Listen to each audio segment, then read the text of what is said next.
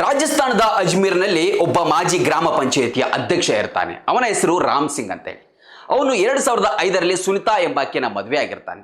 ಅವನಿಗೂ ಕೂಡ ಮಕ್ಕಳಿರ್ತಾರೆ. ಮುಂದೆ 2019ರಲ್ಲಿ ಇನ್ನೊಬ್ಳು ಪರಿಚಯ ಆಗ್ತಾಳೆ. ಮನೆಯವರ ವಿರೋಧದ ನಡುವೆ ಆಕೆಯನ್ನು ಕೂಡ ಅವನು ಮದುವೆ ಆಗಿಬಿಡ್ತಾನೆ. ಆದ್ರೆ ಇಬ್ರು ಹೆಂಡತಿರು ಒಂದೇ ಮನೆಯಲ್ಲಿ ಇರ್ತಾರಲ್ವಾ, ಸರಿಸಮಾನವಾಗಿ ಪ್ರೀತಿಯನ್ನ ಹಂಚಬೇಕು. ಈ ಗಂಡ ಏನ್ ಮಾಡ್ತಾನೆ, ಇಬ್ರಿಗೂ ತಾರತಮ್ಯವನ್ನು ತೋರಿಸ್ತಾ ಇರ್ತಾನೆ. ಅಂದ್ರೆ ಎರಡನೇ ಹೆಂಡತಿಯ ಮೇಲೆ ಜಾಸ್ತಿ ಪ್ರೀತಿ ತೋರಿಸ್ತಾ ಇರ್ತಾನೆ. ಯಾಕಂದ್ರೆ ಹೊಸ ಹೆಂಡತಿ. ಮೊದಲನೇ ಹೆಂಡತಿಯ ಮೇಲೆ ಸ್ವಲ್ಪ ಪ್ರೀತಿ ಕಮ್ಮಿ ಆದಾಗೆ ಆಗುತ್ತೆ. ಆದ್ರೆ ಮೊದಲನೇ ಹೆಂಡತಿಗೆ ಅವ್ರಿಗೂ ಮಕ್ಕಳು ಇರ್ತಾರೆ, ಎರಡನೇ ಹೆಂಡತಿಗೂ ಕೂಡ ಮಕ್ಕಳು ಇರ್ತಾರೆ. ಇವರಿಗೆ ಸಿಟ್ಟು ಬರುತ್ತೆ. ಯಾಕಂದ್ರೆ ನನ್ನ ತಾಯಿಗೆ ಪ್ರೀತಿ ಕೊಡ್ತಿಲ್ಲ, ನನ್ನ ತಾಯಿಗೆ ಪ್ರೀತಿ ಕೊಡ್ತಿಲ್ಲ ಅಂತೇಳಿ. ಆಗ ಮೊದಲನೇ ಹೆಂಡತಿ ಮಗ ಏನ್ ಮಾಡ್ತಾನೆ, ಸಿಟ್ಟಿಗೆದ್ದು ಅಪ್ಪನನ್ನ ಕತ್ತು ಸೀಳಿ ಕೊಂದು ಬಿಡ್ತಾನೆ ರಾತ್ರಿ ಮಲಗಿದಾಗ. ಆಗ ಅವರ ಅಜ್ಜಿ ಓಡಿ ಬರ್ತಾರೆ, ಏನಾಯ್ತು ಅಂತೇಳಿ. ಆಕೆಯನ್ನು ಕೂಡ ಕೊಲೆ ಮಾಡ್ತಾರೆ. ಎರಡನೇ ಹೆಂಡತಿ ಕೂಡ ಓಡಿ ಬರ್ತಾರೆ, ಆಕೆನೂ ಕೊಲೆ ಮಾಡ್ತಾರೆ. ಅವರ ಮಗಳು ಓಡಿ ಬರ್ತಾರೆ, ಆಕೆಯನ್ನು ಕೂಡ ಕೊಲೆ ಮಾಡ್ತಾರೆ. ಕೊಲೆ ಮಾಡಿ ಆದ್ಮೇಲೆ ಸಾಕ್ಷಿ ನಾಶ ಮಾಡೋದಕ್ಕೆ ಸ್ಕಾರ್ಪಿಯೋ ಕಾರ್ನಲ್ಲಿ ತಗೊಂಡು ಹೋಗಿ ಡೀಸೆಲ್ ಅನ್ನ ಅದರ ಮೇಲೆ ಸುರಿದು ಸುಟ್ಟು ಬಿಡ್ತಾರೆ.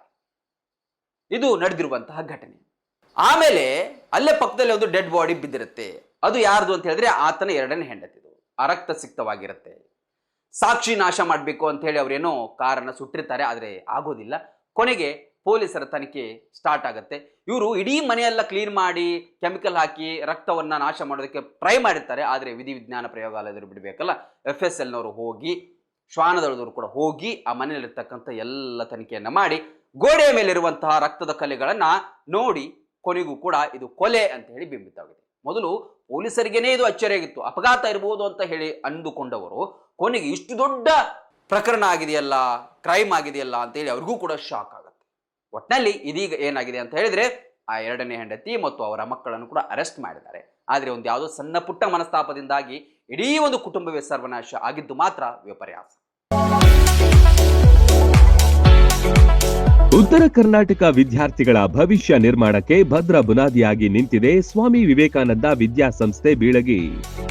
30 ವರ್ಷಗಳಿಂದ ಲಕ್ಷಾಂತರ ವಿದ್ಯಾರ್ಥಿಗಳ ಬಾಳಿಗೆ ಬೆಳಕಾಗಿದೆ. ಒಂದೇ ಸೂರಿನಡಿ ಕೆಜಿಯಿಂದ PGವರೆಗೆ ಕಲಿಯುವ ಅವಕಾಶ ಇಲ್ಲಿದೆ.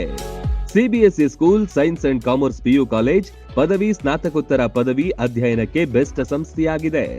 ಡಿಜಿಟಲ್ ಕ್ಲಾಸ್ ರೂಮ್, ನುರಿತ ಬೋಧಕರು, ಬೃಹತ್ ಲೈಬ್ರರಿ, ಪ್ರಾಕ್ಟಿಕಲ್ ಲ್ಯಾಬ್, ವಿಶಾಲವಾದ ಕ್ಯಾಂಪಸ್, ಬಾಲಕ ಬಾಲಕಿಯರ ಪ್ರತ್ಯೇಕ ಸುಸಜ್ಜಿತ ಹಾಸ್ಟೆಲ್, ಆಟದ ಮೈದಾನ, swimming pool, school bus, security ವ್ಯವಸ್ಥೆ ಸೇರಿದಂತೆ ಅತ್ಯಾಧುನಿಕ ಸೌಲಭ್ಯಗಳಿವೆ. ಮಕ್ಕಳ ಸರ್ವತೋಮುಖ ಅಭಿವೃದ್ಧಿಗೆ ಸದಾ ಸಿದ್ಧವಾಗಿದೆ ಈ ವಿದ್ಯಾದೇಗುಲ.